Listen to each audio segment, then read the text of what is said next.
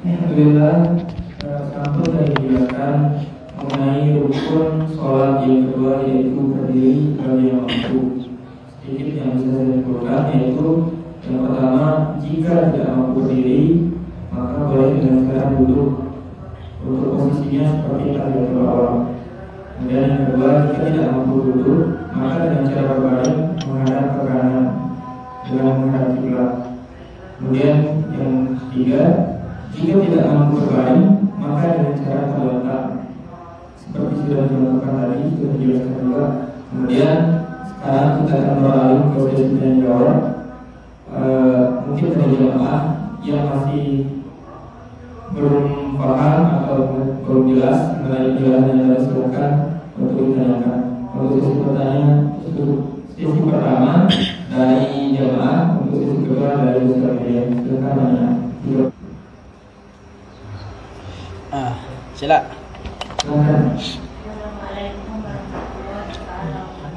Waalaikumsalam warahmatullahi wabarakatuh.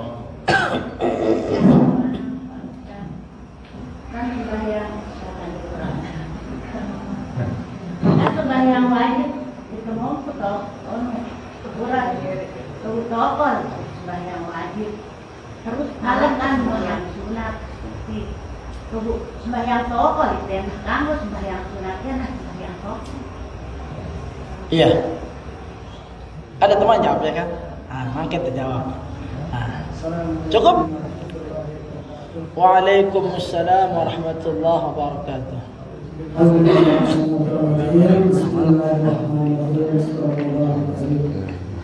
Yang pertama diposkan Kampurkan dengan imam jadi imam, sementara dengan jadi imam pernah melakukan banyak sekali dosa apapun yang pernah lakukan, tapi diterima namun sholatnya itu dia itu jadi sementara dia itu jadi imam. Yang pertama Assalamualaikum warahmatullahi wabarakatuh. Waalaikumsalam.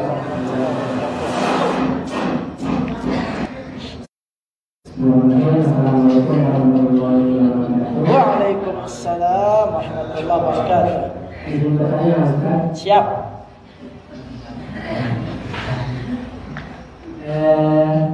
Pengalaman pernah lihat para sholat di masjid. Sini rakaat pertama itu dia berdiri, tapi rakaat keduanya dia duduk. Terus kebetulan itu sholat zuhur. Terus rakaat ketiganya dia berdiri lagi. Terus rakaat keempat dia duduk. Yang menjadi pertanyaan ini, apakah dia dapat apa kan?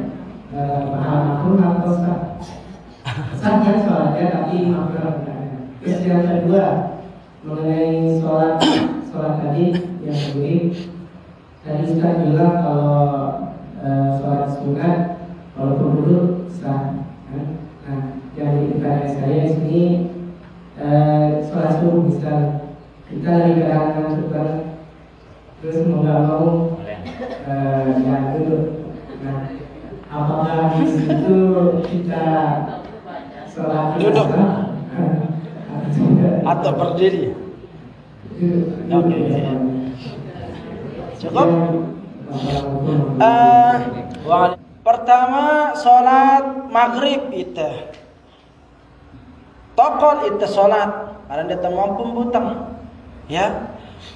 Nah terus biasa itu jerat sholat maghrib itu sholat sunat itu tokol itu mana itu kanggo pendek kanggo lamun dia mampu butang. Ya, ini berbicara tentang sholat farduna. Maka silakan ambil posisi duduk dan jangan memaksakan diri berdiri kalau tidak mampu melakukan sholat dengan cara berdiri. Ya, balani tenda, butang lamun kita mampu, butang tokolong pun. Kalau sekiranya akan mendatangkan mudarat bagi diri kita. Ya, terus terkait dengan sholat sunnah aja, terserah kita. Dah kata sehat, kanggo tetokol. Ya, dah kata sehat, dah kata pembutang kanggo tokol. Lagu ingat, lamun temelip penuhan muta pahala, maka usahakanlah untuk salat dengan cara berdiri. Jadi seperti itu, ya. Karena berdiri bagi yang mampu itu hanya menjadi rukun dalam salat fardu saja, seperti itu. Paham nggih? Nah, yang kedua, A'udzubillahi minasyaitonir rajim. Bismillahirrahmanirrahim, ya. Sadaqallahul azim.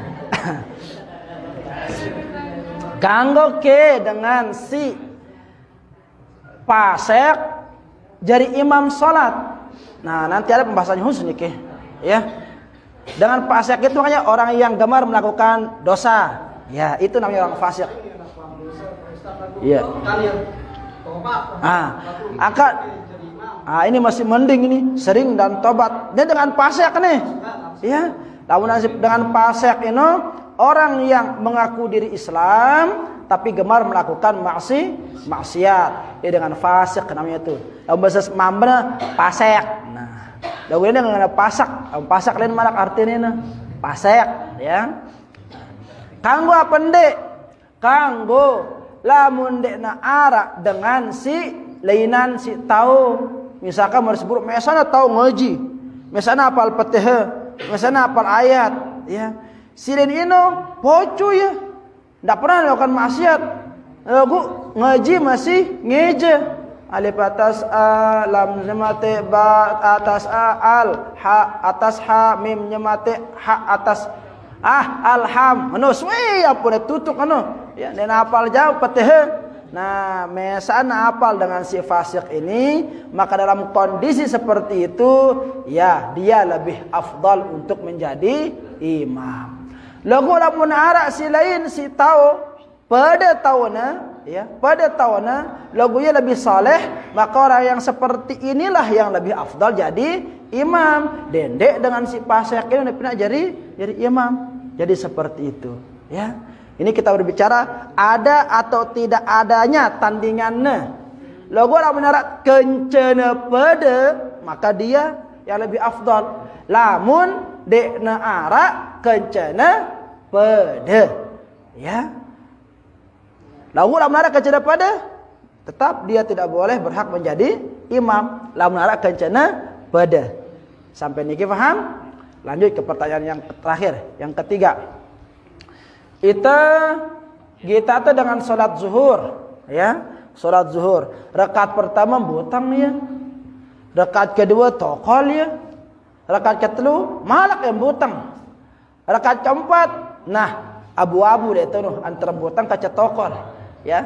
Ada tadi disebutkan tadi, ya. Ngumbang kun sholat dan singin yang kun ini, nah perhatikan, ya. Kalau dia sholat dalam keadaan mampu untuk berdiri, namun sengaja dia milih untuk duduk pada sholat zuhur itu, maka sudah jelas dikatakan sholatnya tidak sah. Karena ini rukun. Lagu umpama berapa butang lihat sholat si rakaat pertama ini, karena ia segar si Nabi ini, maka suwe lalu ia bertasbih imam pas satu sujud, akhirnya pirang otaknya. Nuntang darah urang bahasa anu kah be ada ngotak sepudaraan ini, maka rembutang geliur langsung mara gempa terpaksa tokol, ya.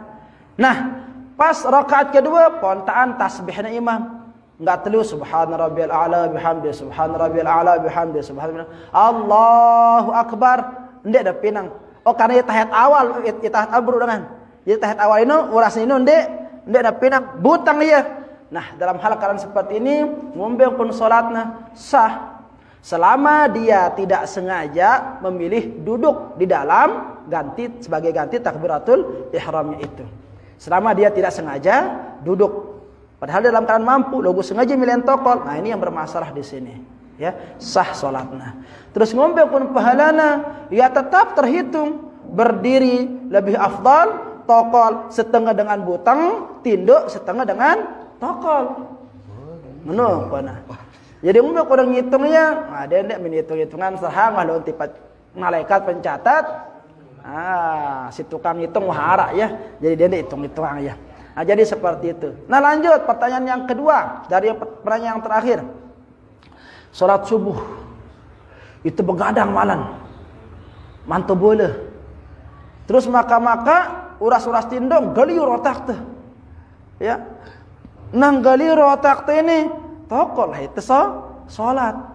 Ngombe ongkun ini. Ah, perhatikan. Kira-kira lamun udu jeraan udu ino masih yang galir otakna anti sampai namanya idap te salat. Ya. Jadi salat ino laksanakanlah salat dalam keadaan sempurna. Yang penebala iten datangin jamaah ino dalam keadaan tergesa-gesa. Dan dia berori.